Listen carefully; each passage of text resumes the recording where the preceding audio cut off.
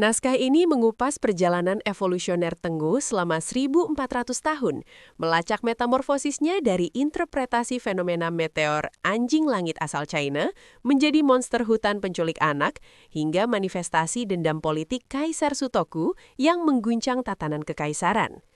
Narasi berlanjut menyoroti pergeseran peran Tengu menjadi guru strategi militer bagi samurai legendaris Minamoto no Yoshitsune dan penyatuan identitas visualnya dari paruh burung ke hidung panjang dengan para pendata gunung Yamabushi sebagai pelindung Dharma. Kisah ini ditutup dengan analisis modernitas, di mana Tengu berhasil bertahan hidup bukan sebagai ancaman fisik, melainkan sebagai ikon budaya pop global dan metafora psikologis abadi tentang bahaya arogansi manusia di era digital. Setiap sejarah punya kisah yang tak pernah diceritakan sepenuhnya. Dan disinilah kita akan membukanya bersama.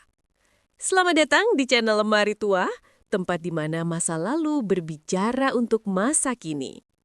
Jangan lupa like, komen, share, dan subscribe supaya kamu nggak ketinggalan cerita-cerita menarik berikutnya. Siapkan sabuk pengaman, kita akan masuk ke ceritanya. Jepang, tahun 637 Masehi, era Asuka. Langit malam di atas ibu kota kuno itu seharusnya tenang. Namun, ketenangan itu robek ketika sebuah bola api raksasa melesat membelah cakrawala.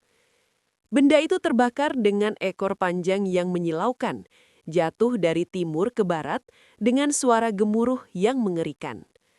Bagi penduduk desa yang bertani padi, suara itu terdengar seperti guntur. Tapi, bagi seorang biksu terpelajar bernama Min, yang baru saja pulang dari studi panjang di dinasti Tang, China, suara itu terdengar seperti sesuatu yang spesifik, gonggongan. Dalam catatan sejarah Nihon Shoki, kronik Jepang, Biksu Min dilaporkan berkata, "Itu bukan bintang jatuh biasa, itu adalah anjing langit, itu adalah Tianggo." Ini adalah kali pertama kata Tengu, bacaan Jepang untuk Tianggo, tercatat dalam sejarah Jepang. Dan ironisnya, itu sama sekali bukan makhluk yang kita kenal sekarang. Tidak ada hidung panjang, tidak ada sayap, tidak ada kipas bulu. Itu adalah meteor, sebuah fenomena astronomi yang dianggap sebagai pertanda buruk, pembawa perang, dan kekacauan. Disinilah letak anomali sejarah yang menarik. Di China, Tianggo adalah makhluk mitologi berwujud anjing hitam yang memakan matahari, gerhana, atau meteor yang membawa bencana. Konsepnya jelas, anjing. Namun, ketika konsep ini mendarat di Kepulauan Jepang, terjadi mutasi budaya. Masyarakat Jepang kuno tidak memiliki imajinasi yang kuat tentang anjing terbang. Tapi, mereka memiliki ketakutan yang mendalam terhadap hutan dan gunung. Hutan di Jepang adalah tempat yang gelap, lembab, dan menakutkan. Di sana, suara angin yang menderu di celah pepohonan tua dan bayangan burung pemangsa yang menyambar dari dahan tinggi menciptakan teror tersendiri. Entah bagaimana, dalam beberapa abad berikutnya, anjing langit ini kehilangan identitas anjingnya. Ia bergabung dengan ketakutan lokal akan burung gagak, crow, dan elang, kite. Tengu berevolusi menjadi Karasu Tengu, Crow Tengu. Monster berbadan manusia, berkepala burung dengan paruh tajam yang bisa merobek daging, cakar yang kuat, dan sayap hitam yang lebar. Anjing meteor itu telah mendarat di bumi, tumbuh bulu, dan mulai menghantui pegunungan. Sebelum Tengu menjadi dewa atau guru bela diri, mereka adalah teror murni. Di periode Heian awal, abad ke-8 hingga ke-10, jika Anda berjalan sendirian di gunung, Anda mungkin mendengar suara pohon raksasa yang ditebang. Duar! Suaranya begitu nyata hingga tanah bergetar. Tapi ketika Anda mencarinya, tidak ada pohon yang tumbang. Hutan tetap utuh. Fenomena ini disebut Tengu Daoshi, pohon tumbang Tengu. Itu adalah cara Tengu mempermainkan kewarasan manusia. Atau mungkin Anda mendengar suara tawa melengking dari puncak pohon diikuti hujan kerikil yang entah dari mana asalnya. Tengu Tsubute. Namun kejahatan mereka yang paling ditakuti adalah Kamikakushi, disembunyikan oleh dewa atau roh. Tengu suka menculik anak-anak. Berbeda dengan hantu barat yang mungkin membunuh, Tengu seringkali membawa anak-anak ini terbang ke langit, mengajak mereka keliling dunia dalam sekejap mata, atau membuang mereka di tempat yang jauh dalam keadaan linglung, demensia. Ada kisah terkenal tentang seorang anak laki-laki di Provinsi Kyoto yang hilang selama 3 hari. Ketika ditemukan di atap kuil, ia mengoceh tentang terbang dengan makhluk bersayap dan melihat kota-kota dari atas awan. Anak itu menjadi gila, atau dalam istilah zaman itu, dimasuki oleh Tengu. Jika kita menganalisis secara kritis, Tengu versi awal ini adalah representasi dari alam liar yang tak terkendali. Masyarakat agraris Jepang sangat mementingkan ketertiban, tata krama, dan hierarki. Tengu adalah antitesis dari semua itu. Mereka liar, berisik, tinggal di luar batas peradaban, mountain, dan tidak tunduk pada hukum kaisar. Tengu adalah cara orang Jepang kuno memberi wajah pada bahaya hutan yang tidak bisa dijelaskan. Mengapa ada orang hilang di gunung? Tengu. Mengapa ada kebakaran hutan mendadak? Tengu. Mengapa ada suara aneh di lembah? Tengu. Namun seiring berjalannya waktu, masyarakat Jepang mulai menyadari sesuatu. Hutan bukanlah satu-satunya tempat yang berbahaya. Ada tempat yang lebih mengerikan daripada hutan gelap, istana kaisar. Kekacauan alam mulai bergeser menjadi kekacauan politik, dan Tengu, sebagai makhluk yang adaptif, mulai mengubah wujudnya lagi. Mereka tidak lagi sekedar burung bodoh yang menjatuhkan batu. Mereka mulai merasuki para biksu yang sombong, bangsawan yang korup, dan bahkan kaisar yang dendam. Tengu sedang bersiap untuk naik kelas, dari monster fisik menjadi monster spiritual. Selanjutnya kita akan melihat transformasi paling dramatis dalam sejarah Tengu, yang dipicu oleh kemarahan satu orang pria, Kaisar Sutoku, pria yang bersumpah untuk menjadi Raja Iblis Agung dan menyeret Jepang ke dalam neraka. Kyoto, pertengahan abad ke-12. Era Heian. Pada masa puncak kebudayaan Heian, kaum bangsawan Jepang hidup dalam gelembung estetika yang rapuh. Mereka terobsesi pada puisi, wewangian dupa, dan warna-warni sutra kimono. Bagi mereka, kejahatan bukanlah monster yang mengaum di hutan, melainkan kebencian yang tak terbalaskan, urami. Disinilah Tengu mengalami transformasi paling radikal dalam sejarah mitologinya. Mereka berhenti menjadi sekedar anjing langit atau gagak penculik anak. Mereka mulai mengenakan topi bangsawan, mereka mulai memiliki wajah manusia. Dan wajah yang paling terkenal yang mengubah citra Tengu selamanya adalah wajah seorang kaisar yang hancur hatinya, Kaisar Sutoku. Kisah Sutoku adalah tragedi Shakespeare versi Jepang. Dia adalah kaisar ke-75 Jepang, tetapi hidupnya adalah serangkaian penghinaan. Ayahnya sendiri, Kaisar Toba, membencinya. Rumor istana mengatakan Sutoku sebenarnya bukan anak Toba, melainkan anak hasil perselingkuhan istri Toba dengan kakeknya sendiri. Ketika Toba memegang kekuasaan de facto, dia memaksa Sutoku turun tahta demi adiknya. Sutoku hidup dalam bayang-bayang, menahan amarah, menunggu giliran. Ketika ayahnya meninggal pada tahun 1156, pecahlah pemberontakan Hogen. Sutoku mencoba merebut kembali kekuasaannya melalui kekuatan militer. Dia gagal total. Pasukannya dihancurkan oleh klan samurai Taira dan Minamoto. Istana terbakar. Hukuman bagi Sutoku sangat brutal bagi seorang dewa hidup. Dia tidak dibunuh, melainkan dibuang.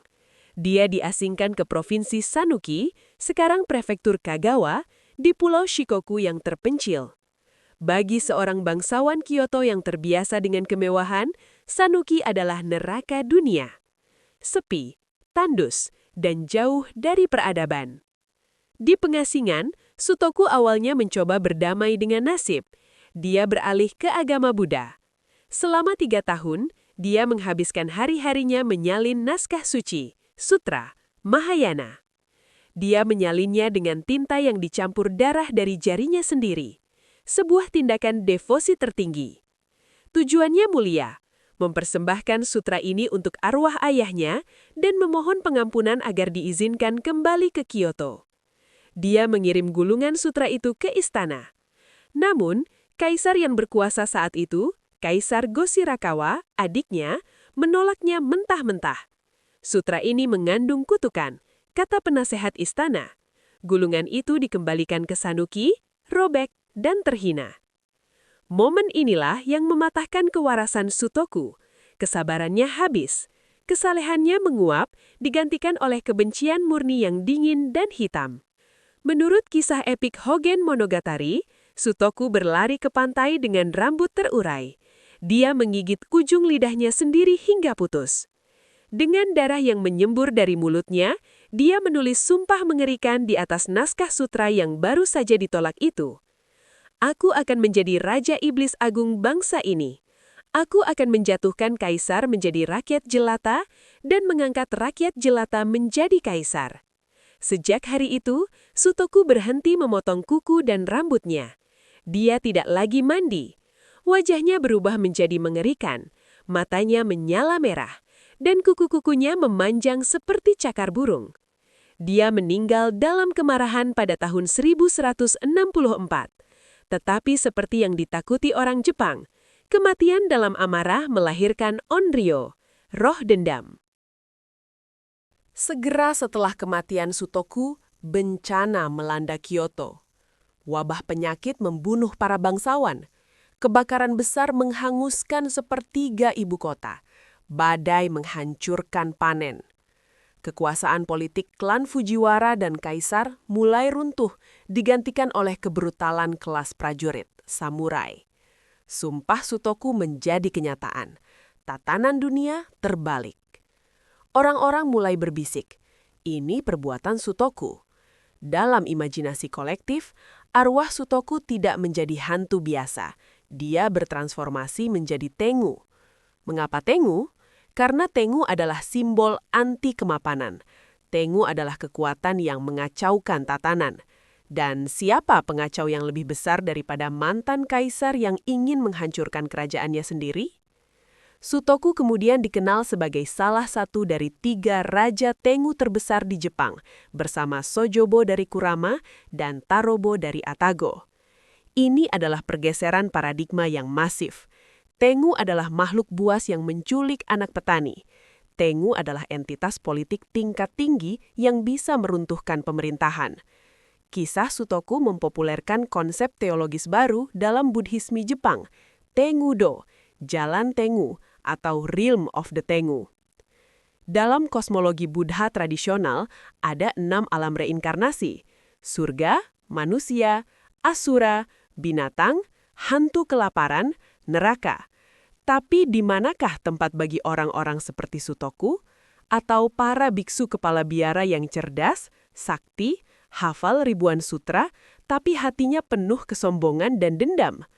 Mereka terlalu baik untuk masuk neraka karena mereka belajar dharma, tapi terlalu buruk untuk masuk surga karena mereka terikat ego duniawi. Maka terciptalah jalur khusus untuk mereka, menjadi Tengu. Tengu dianggap sebagai reinkarnasi dari para pendeta yang munafik, bangsawan yang arogan, dan samurai yang haus darah. Mereka memiliki kekuatan gaib karena latihan spiritual masa lalu. Tetapi mereka terjebak dalam wujud monster selamanya, tersiksa oleh keinginan untuk ikut campur dalam urusan manusia. Ini menjelaskan mengapa Tengu di periode ini mulai digambarkan memakai pakaian pendeta, yamabushi, atau jubah bangsawan. Mereka bukan lagi gagak telanjang, mereka adalah intelektual yang jatuh. Sebuah gulungan lukisan terkenal dari abad ke-13, Tengu Zoshi, menyindir para biksu dari kuil-kuil besar seperti Enryakuji dan Kofukuji sebagai Tengu. Lukisan itu menggambarkan para Tengu sedang berdebat, minum sake, dan memamerkan hidungnya. Hidung panjang di sini mulai muncul sebagai simbol falik dari ego dan arogansi. Semakin sombong seorang pendeta semasa hidup, semakin panjang hidungnya saat menjadi Tengu. Transformasi Sutoku mengubah cara pandang orang Jepang terhadap sejarah mereka. Setiap kali ada kerusuhan politik atau perang saudara, Tengu seringkali disalahkan atau dipuji sebagai dalangnya. Tengu bukan lagi monster yang bersembunyi di gua, mereka adalah pemain catur yang tidak terlihat. Mereka berbisik di telinga para jenderal, memicu perang agar mereka bisa meminum darah dan menikmati kekacauan. Namun tidak semua intervensi Tengu bersifat destruktif. Jika Sutoku mewakili sisi gelap Tengu, penghancur, maka sejarah segera membutuhkan antitesisnya. Zaman sedang berubah. Era aristokrat yang lembut telah berakhir, digantikan oleh era pedang dan darah, zaman samurai. Para prajurit yang bertarung di medan perang tidak membutuhkan puisi. Mereka membutuhkan kekuatan. Mereka membutuhkan strategi. Dan jika Tengu adalah makhluk yang begitu kuat hingga bisa menggulingkan kaisar, mungkin, hanya mungkin, mereka juga bisa mengajarkan cara memenangkan perang. Disinilah kita beralih dari Tengu sebagai musuh politik menjadi Tengu sebagai guru militer. Selanjutnya, kita akan mendaki Gunung Kurama di malam hari. Kita akan bertemu dengan seorang anak laki-laki buangan bernama Ushi Wakamaru Minamoto no Yoshitsune yang di bawah sinar bulan purnama belajar seni membunuh dari Raja Tengu. Apakah Tengu benar-benar mengajarkan ilmu pedang? Atau itu hanyalah metafora untuk teknik perang gerilya yang tidak kesatria? Mari kita bersiap menghunus katana. Gunung Kurama, Utara Kyoto. Akhir abad 12. Malam di Gunung Kurama bukanlah waktu bagi manusia. Hutan pohon aras raksasa di sana begitu rapat hingga cahaya bintang pun kesulitan menembus tanah. Akar-akar pohon yang menonjol keluar dari tanah tampak seperti ular naga yang membeku, siap menjerat kaki siapapun yang tersesat. Namun, di tengah kegelapan itu, seorang anak laki-laki berusia belasan tahun sedang menari. Dia tidak menari untuk musik. Dia menari dengan pedang kayu, boken. Gerakannya tidak wajar. Dia melompat dari satu dahan pohon ke dahan lain setinggi 3 meter, seolah gravitasi tidak berlaku baginya. Pedangnya menyabet udara dengan kecepatan yang menghasilkan suara desingan tajam. Anak itu bernama Ushi Wakamaru. Kelak, sejarah akan mencatatnya dengan nama yang membuat setiap samurai gemetar. Minamoto no Yoshitsune. Ushi Wakamaru bukan anak biasa. Dia adalah tawanan politik. Ayahnya, kepala klan Minamoto, telah dibunuh oleh klan saingan Taira. Ushi Wakamaru diasingkan ke kuil Kurama untuk menjadi biksu, dengan harapan garis keturunan prajuritnya akan mati dalam doa dan dupa. Tapi darah tidak bisa diredam oleh mantra. Setiap malam, Ushi Wakamaru menyelinap keluar dari asrama kuil menuju lembah Sojo atau Sojo Gatani yang angker. Di sanalah dia bertemu gurunya. Bukan seorang samurai tua, bukan seorang jenderal pensiunan. Gurunya adalah monster. Sosok tinggi besar dengan wajah merah, hidung panjang yang aneh, mengenakan jubah pendeta gunung, dan memegang kipas bulu.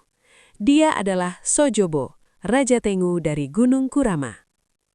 Jika sebelumnya Tengu adalah manifestasi dari dendam politik seperti Kaisar Sutoku, maka sekarang ini Tengu mengambil peran baru yang mengejutkan, sensei atau guru. Pertemuan antara Yoshitsune dan Sojobo adalah salah satu adegan paling ikonik dalam seni ukiyo-e dan teater kabuki Jepang. Legenda mengatakan bahwa Sojobo merasa kasihan atau mungkin tertarik pada nasib bocah Minamoto ini. Klan Taira saat itu sedang berada di puncak kekuasaan yang arogan, seperti yang dibenci Tengu. Maka Sojobo memutuskan untuk melatih Ushi Wakamaru. Tapi apa yang diajarkan Tengu? Tengu tidak mengajarkan cara bertarung samurai yang kaku dan terhormat. Samurai zaman itu bertarung dengan aturan, mengenakan baju zirah berat, berkuda, mengumumkan nama sebelum menyerang, dan berduel 1 lawan 1. Itu adalah pertarungan yang berat. Tengu mengajarkan antitesisnya, kecepatan dan kelincahan. Sojobo memanggil bawahan-bawahannya, para Karasu Tengu atau Tengu Gagak, untuk menjadi mitra tanding Ushi Wakamaru. Bayangkan anak manusia ini harus menangkis serangan dari makhluk bersayap yang bisa menyerang dari 3 dimensi, dari atas, dari samping, dari belakang. Ushi Wakamaru dipaksa belajar melompat setinggi atap, bergerak secepat angin, dan menggunakan momentum lawan untuk membunuh. Ini bukan ilmu pedang biasa, ini adalah ilmu pedang gaib. Tanpa dia sadari, Ushi Wakamaru sedang belajar menjadi prajurit gerilya pertama dalam sejarah Jepang. Mari kita berhenti sejenak dan bertanya, mengapa legenda ini ada? Apakah Yoshitsune benar-benar dilatih oleh monster? Secara historis, Minamoto no Yoshitsune adalah jenderal jenius yang tak terbantahkan. Kemenangan-kemenangannya dalam Perang Genpei 1180 hingga 1185 sangat tidak masuk akal. Dalam pertempuran Ichi no Tani, Yoshitsune memimpin pasukannya menuruni tebing curam yang dianggap mustahil dilewati kuda, lalu menyerang markas Taira dari belakang. Dalam pertempuran Dan no Ura, dia melakukan manuver legendaris yang disebut Hasou Tobi, atau melompati 8 kapal. Ketika terdesak, dia melompat dari satu perahu ke perahu lain di tengah laut dengan baju zirah lengkap, seringan kapas. Bagi para samurai ortodoks zaman itu, kemampuan Yoshitsune tidak masuk akal. Bagaimana mungkin manusia bisa bergerak secepat itu? Bagaimana mungkin seseorang berani melanggar aturan perang yang sakral, seperti menyerang dari belakang atau menargetkan pendayung perahu musuh? Masyarakat zaman itu mengalami disonansi kognitif. Mereka tidak bisa menerima bahwa seorang manusia biasa bisa melakukan hal-hal yang curang namun brilian itu. Maka legenda Tengu menjadi jawaban yang sempurna. Ah, pantas saja dia begitu hebat, pikir mereka. Dia tidak belajar dari manusia, dia belajar dari iblis matap. Legenda Tengu berfungsi ganda. 1. Melegitimasi kehebatan, menjelaskan bakat supranatural Yoshitsune. 2. Memaafkan kecurangan. Taktik Yoshitsune yang tidak kesatria atau gerilya bisa dimaklumi karena itu adalah ilmu asing dari dunia lain, bukan sekedar kelicikan pengecut. Tengu dalam narasi ini berubah fungsi dari ancaman menjadi sumber kekuatan alternatif. Mereka menjadi simbol dari strategi asimetris. Jika Anda kalah jumlah dan kekuatan, seperti klan Minamoto, satu-satunya cara menang adalah meminta bantuan pada kekuatan alam yang liar, Tengu. Bukti lulusnya Ushi Wakamaru dari Akademi Tengu terlihat dalam duel terkenalnya di Jembatan Gojo, Kyoto. Di sana berdiri Musashibo Benkei, seorang biksu prajurit raksasa yang telah mengumpulkan 999 pedang dari samurai yang dia kalahkan. Dia butuh satu pedang lagi untuk genap 1000. Ushi Wakamaru, yang bertubuh kecil dan terlihat seperti gadis, melintasi jembatan sambil meniup seruling. Benkei menyerang dengan naginata atau tombak raksasanya. Secara logika fisika, satu hantaman Benkei seharusnya meremukkan tulang Ushi Wakamaru. Tapi Ushi Wakamaru tidak menangkis. Dia melompat. Dia mendarat di atas pagar jembatan.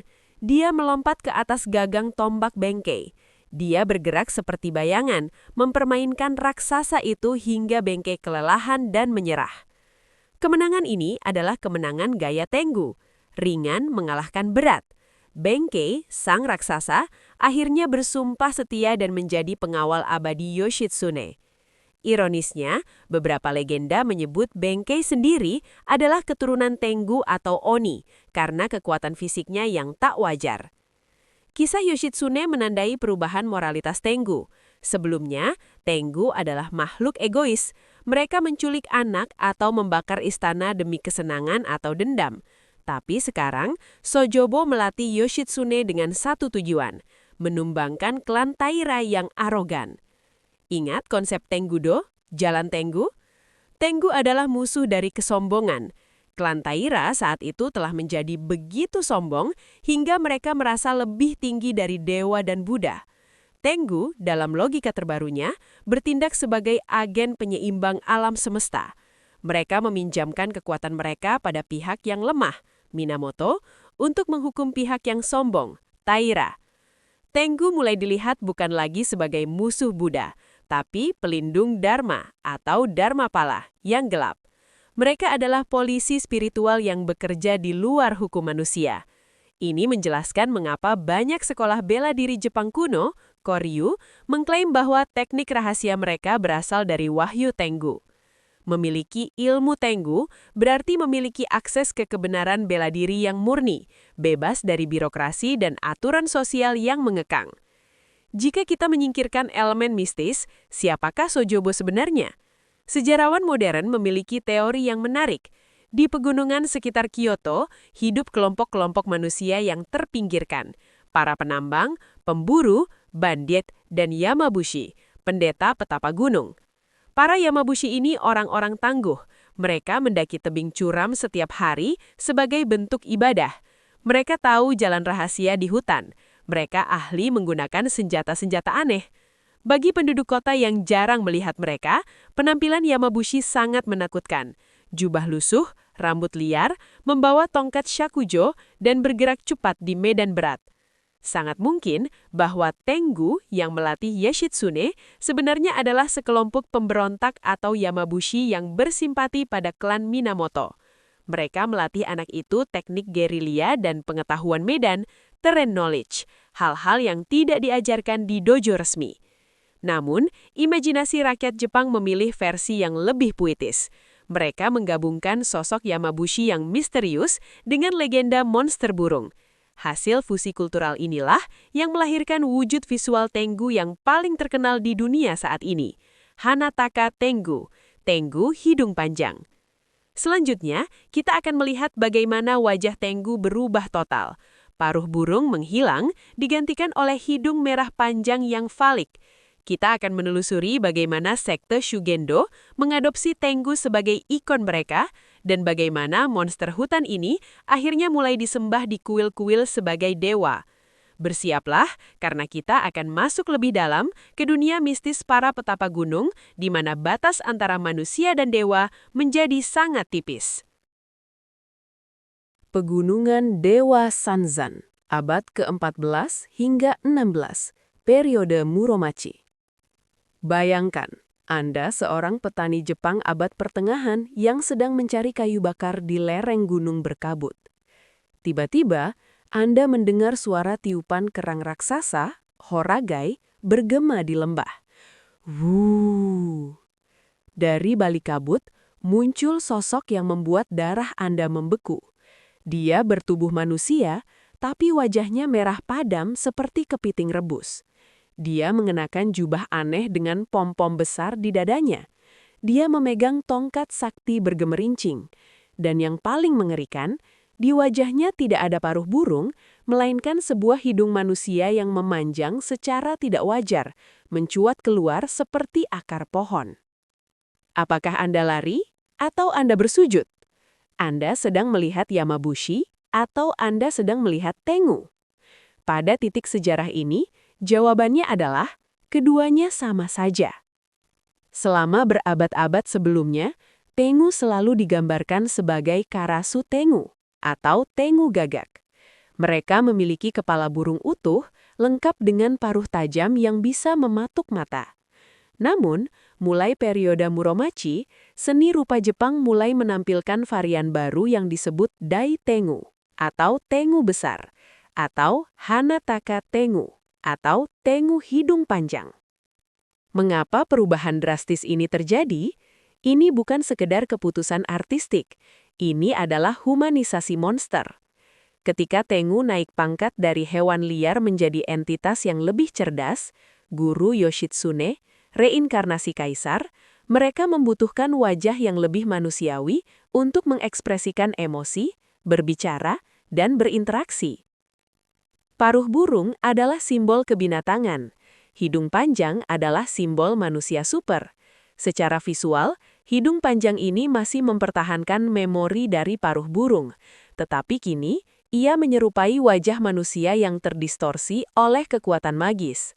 Dalam hierarki sosial dunia roh, Karasu Tengu, berparuh, diturunkan pangkatnya menjadi prajurit atau pelayan, sementara Hanataka Tengu, berhidung panjang, menjadi raja atau jenderal. Untuk memahami mengapa Tengu mulai memakai baju, kita harus melihat gerakan keagamaan paling unik di Jepang, Shugendo. Shugendo adalah sinkretisme atau percampuran antara penyembahan gunung kuno Shinto dengan ajaran Buddha esoterik. Praktisinya disebut Yamabushi, atau mereka yang berbaring di gunung. Para Yamabushi percaya bahwa pencerahan tidak didapat dengan duduk manis membaca buku di kuil kota yang nyaman. Pencerahan harus diperkosa oleh alam melalui penderitaan fisik yang ekstrim.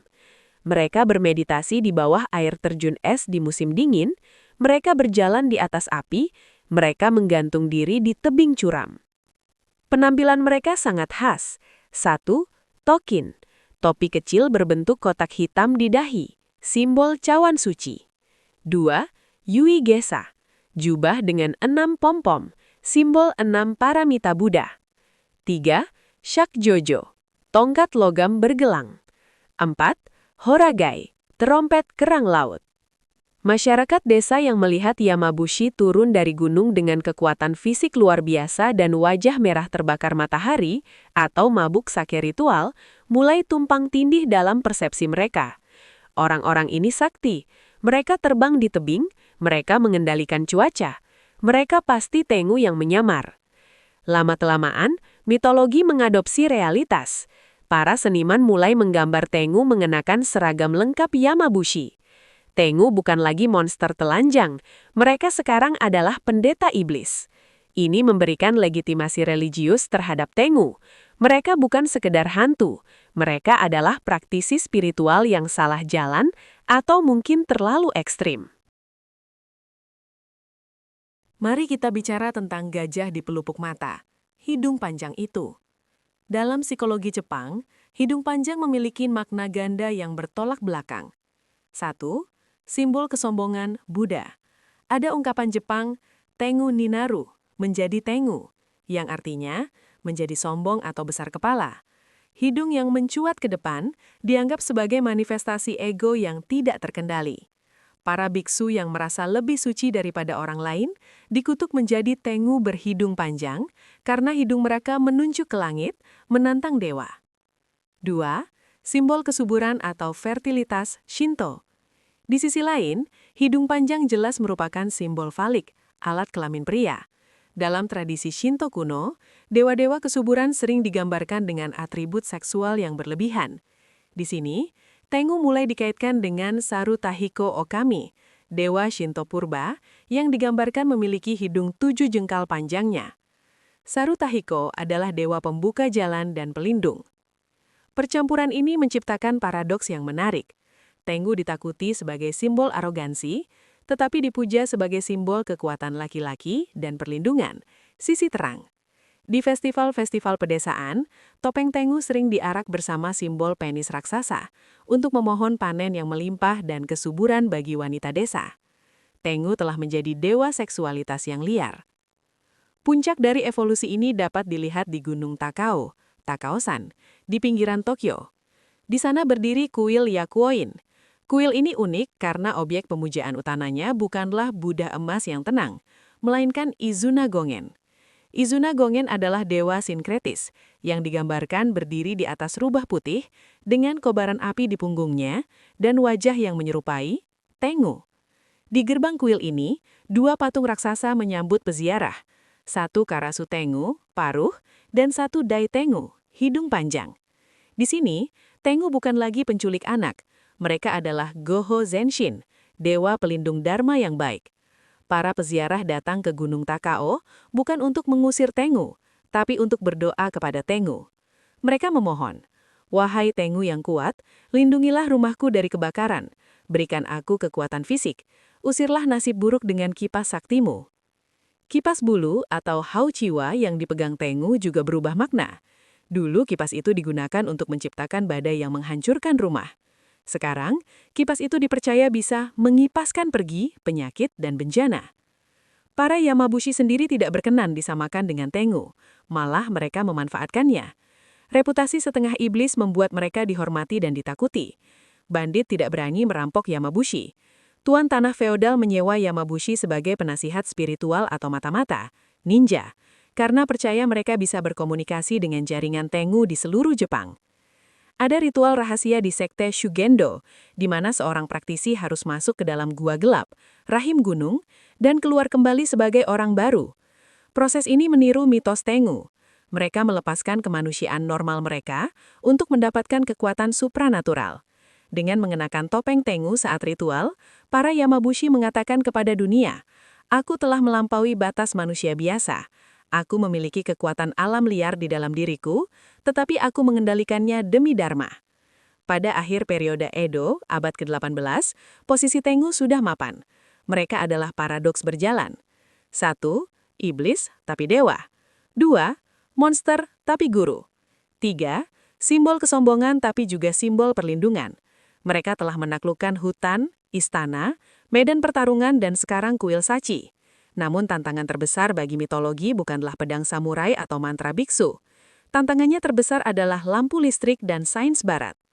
Ketika Jepang membuka diri pada restorasi Meiji 1868, pemerintah baru berusaha memisahkan Shinto dan Buddha, Shinbutsu Bunri. Shugendo sempat dilarang karena dianggap tahayul. Apakah Tengu mati ketika hutan-hutan ditebang untuk jalur kereta api? Apakah mereka punah ketika orang mulai percaya pada psikiatri daripada kerasukan roh? Jawabannya mengejutkan. Tidak. Tengu melakukan apa yang selalu mereka lakukan, beradaptasi. Mereka melompat dari gulungan lukisan kuno ke halaman manga, mereka berpindah dari kuil matahari ke layar video game. Selanjutnya, kita akan melihat wajah Tengu hari ini. Bagaimana psikologi modern menjelaskan fenomena penculikan Tengu, dan mengapa karakter bermasker merah ini masih sangat relevan dalam budaya pop global, mulai dari Demon Slayer hingga emoji di smartphone Anda. Tokyo, abad ke-21. Distrik Akihabara. Jika Anda berdiri di tengah hiruk-pikuk kota listrik ini, Anda dikelilingi oleh ribuan wajah. Bukan wajah manusia, tapi wajah karakter fiksi. Dari layar raksasa LED, poster anime, hingga figur aksi di etalase toko. Di antara robot Gundam dan gadis penyihir yang imut, ada satu wajah yang tetap bertahan, menolak untuk ditelan zaman. Wajah itu merah padam. Hidungnya panjang mencuat, matanya melotot marah. Itu adalah topeng Tengu. Namun dia tidak lagi berada di hutan gelap menunggu untuk menculik anak. Dia kini menjadi gantungan kunci karet yang lucu. Kawaii. Dia menjadi emoji di smartphone Anda. Dia menjadi karakter bos di video game yang dipukuli oleh remaja di mesin arcade. Perjalanan Tengu dari meteor yang menakutkan menjadi ikon pop kultur adalah studi kasus paling menarik tentang bagaimana Jepang memperlakukan masa lalunya. Mereka tidak membunuh monster mereka. Mereka menjinakkannya, mengemasnya ulang, dan menjualnya. Tidak ada contoh yang lebih baik tentang relevansi Tengu di era modern selain fenomena global anime Kimetsu no Yaiba, Demon Slayer. Salah satu karakter kuncinya, Sakonji Urokodaki, adalah guru dari tokoh utama. Urokodaki selalu menyembunyikan wajahnya di balik topeng Tengu merah. Mengapa penulis memilih topeng Tengu? Ini adalah panggilan balik. Ingat Sojobo yang melatih Yoshitsune di Gunung Kurama? Dalam budaya pop Jepang, topeng Tengu adalah kode visual instan untuk master bela diri yang misterius dan keras. Penonton Jepang tidak perlu dijelaskan panjang lebar. Begitu melihat topeng itu, alam bawah sadar budaya mereka langsung mengerti. Orang ini pasti sakti, tinggal di gunung, dan pelatihannya akan sangat menyiksa. Tengu telah berubah menjadi archetype. Dalam game Pokemon, ada karakter bernama Shiftry, atau di Jepang bernama Dirt Tengu, yang memiliki hidung panjang dan kipas daun. Dalam game Dead or Alive, ada karakter petarung Tengu.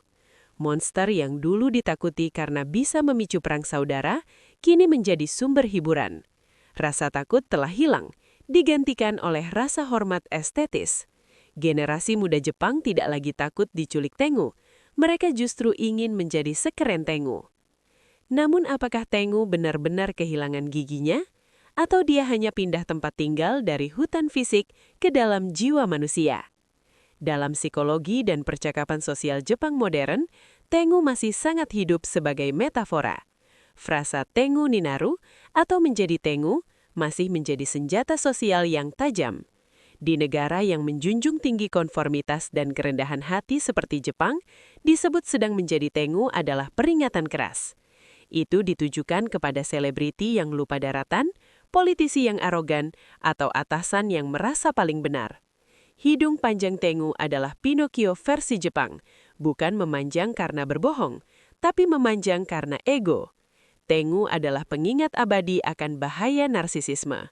Di era media sosial, di mana setiap orang memamerkan kesuksesan dan memanjangkan hidung mereka di Instagram atau TikTok, simbolisme Tengu menjadi lebih relevan daripada sebelumnya. Kita semua berpotensi menjadi Tengu. Bagaimana dengan sisi gelap Tengu sebagai penculik? Sains modern dan psikiatri telah memberikan diagnosis medis untuk fenomena kamikashuki atau disembunyikan dewa atau Tengu. Apa yang dulu disebut orang desa sebagai diculik Tengu ke langit dan kembali dalam keadaan linglung, kini dipahami sebagai gejala demensia, skizofrenia, atau disosiasi psikologis. Orang tua yang berjalan ke hutan dan lupa jalan pulang bukan diganggu iblis, tapi mengalami penurunan fungsi kognitif. Anak yang ditemukan mengoceh hal aneh mungkin mengalami trauma atau epilepsi. Namun, ada interpretasi sosiologis yang lebih menyedihkan. Di Jepang modern, ada fenomena hikikomori, penarikan diri sosial, dan jouhatsu, manusia yang menguap atau menghilang dengan sengaja dari kehidupan mereka. Ribuan orang Jepang setiap tahun memutuskan untuk menghilang. Mereka lari dari tekanan utang, pekerjaan yang menyiksa, karoshi, atau kegagalan pernikahan. Mereka pindah kota, ganti nama, dan memutus kontak. Dalam arti puitis yang kelam, ini adalah kamikakushi modern. Mereka tidak diculik oleh burung gagak raksasa. Mereka diculik oleh tekanan masyarakat kapitalis modern yang tak tertahankan. Tengu hari ini bukanlah monster di gunung, melainkan sistem sosial yang mencekik yang membuat orang ingin terbang menghilang ke dunia lain. Salah satu kemenangan terbesar Tengu adalah penaklukannya atas dunia digital melalui Unicode. Buka keyboard smartphone Anda, ketik goblin atau mask, Anda akan menemukan emoji wajah merah dengan hidung panjang dan kumis tebal.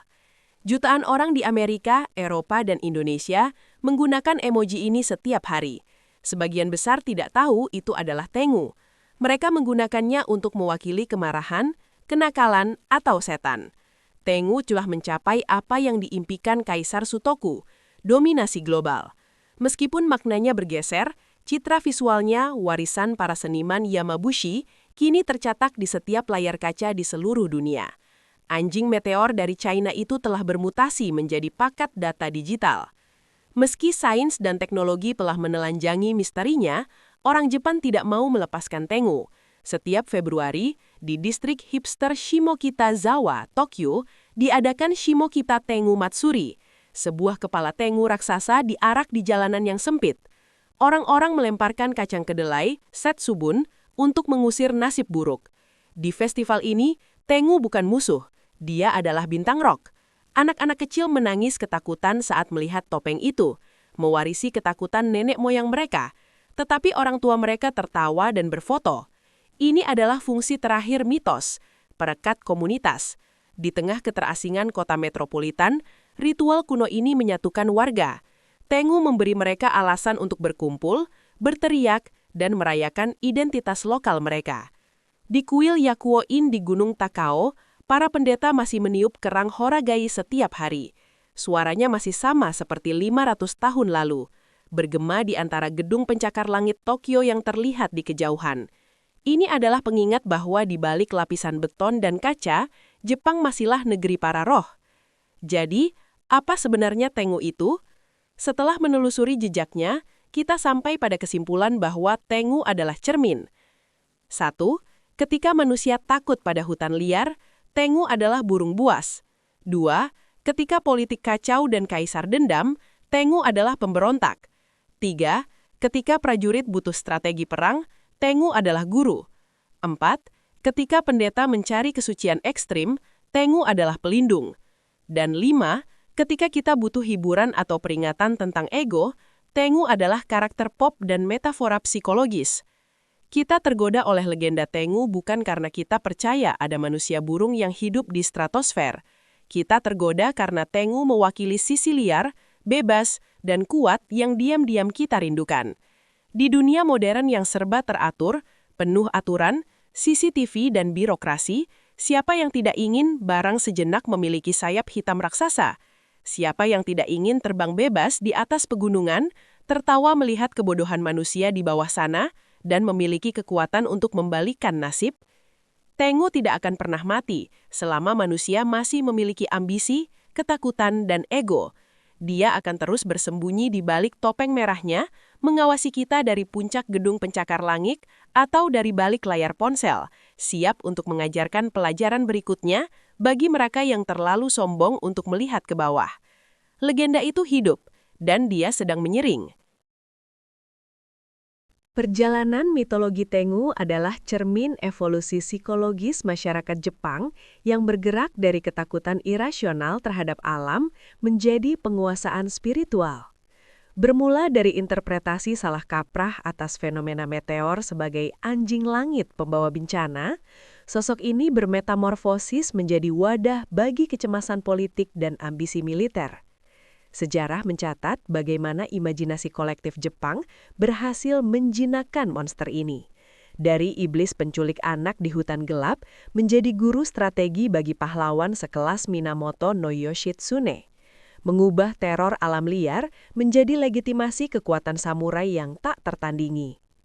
Transformasi visual dari paruh burung gagak menjadi wajah merah berhidung panjang menandai integrasi mendalam antara tahayul lokal dengan praktik asketisme Shugendo. Tengu berevolusi menjadi simbol paradoks abadi antara kesucian dan arogansi.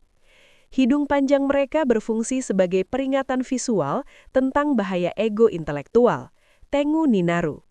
Hal ini menegaskan pesan moral bahwa bahkan mereka yang paling suci dan berilmu sekalipun, seperti para biksu dan kaisar, bisa jatuh ke jalan sesat atau tengudo jika kehilangan kerendahan hati, menempatkan Tengu sebagai penjaga ambang batas yang kabur antara manusia, dewa, dan iblis. Pada akhirnya, daya tarik abadi Tengu terletak pada kemampuan adaptasinya yang luar biasa menghadapi gempuran modernitas. Alih-alih pundah oleh rasionalitas sains dan teknologi, mereka justru merasuki budaya pop global sebagai ikon anime, karakter game, hingga emoji digital yang melintasi batas negara. Keberadaan mereka hari ini membuktikan bahwa di balik keteraturan masyarakat modern yang kaku dan birokratis, manusia masih merindukan sisi liar, misterius, dan transenden yang ditawarkan oleh sang legenda. Tengu tetap hidup, bukan lagi sebagai predator di pegunungan, melainkan sebagai avatar kebebasan yang menolak untuk dilupakan.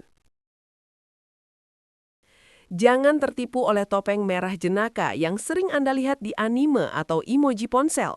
Di baliknya tersembunyi sejarah kelam ribuan tahun tentang dendam kaisar, penculikan mistis, dan rahasia ilmu pedang samurai. Naskah ini akan membawa Anda mendaki gunung-gunung keramat Jepang, menyingkap bagaimana anjing langit bermetamorfosis dari monster pemakan manusia menjadi dewa pelindung yang angkuh. Temukan mengapa legenda ini begitu kuat hingga mampu bertahan dari zaman pedang hingga zaman digital, dan pahami peringatan tersembunyi di balik hidung panjangnya. Baca kisah lengkap biografi iblis paling karismatik dalam sejarah Jepang ini sekarang juga. Komen di kolom komentar bagian mana yang menurutmu menarik. Di video selanjutnya kita akan memuat sejarah-sejarah yang mungkin belum kalian tahu atau kalian punya ide cerita sejarah yang menurut kalian menarik dan asik untuk kita telusuri. Pastikan kamu sudah subscribe agar tidak ketinggalan. Sampai jumpa di cerita sejarah lainnya.